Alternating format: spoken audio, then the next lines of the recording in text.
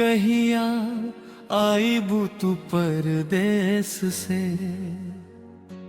अखियां राहल जोर दे लगे, दिलवा हमारो वे लागे। कहिया आईबू तू परदेस से, अखियां राहल जोर दे लगे।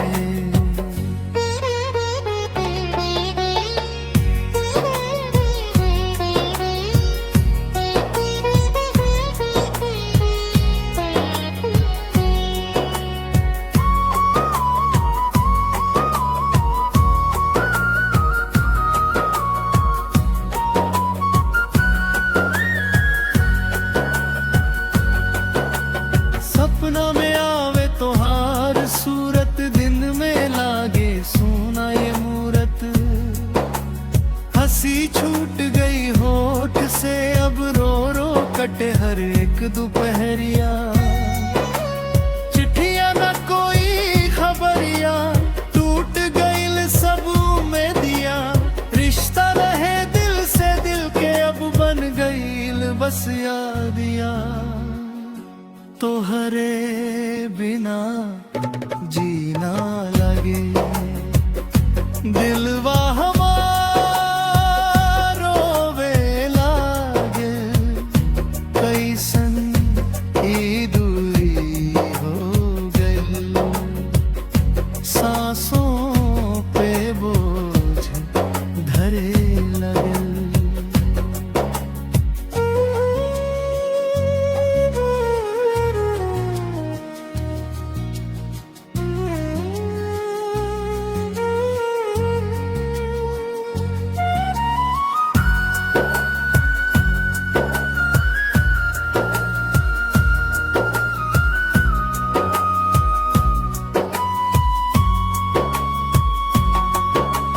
तोहरे बिना जीना लागे, दिलवा हमारो वे लागे।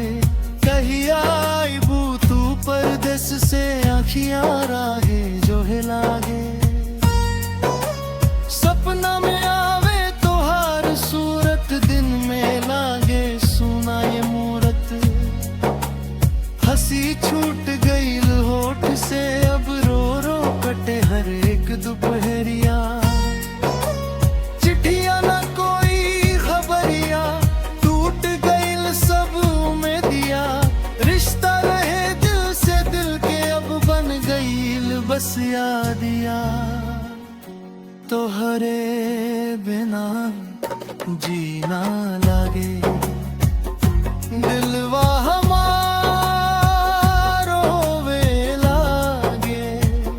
अगर मिल जाइबू फेरू कहीं, छोड़ब ना हथ तुहारे। जिंदगी भर साथ निभावी रहे।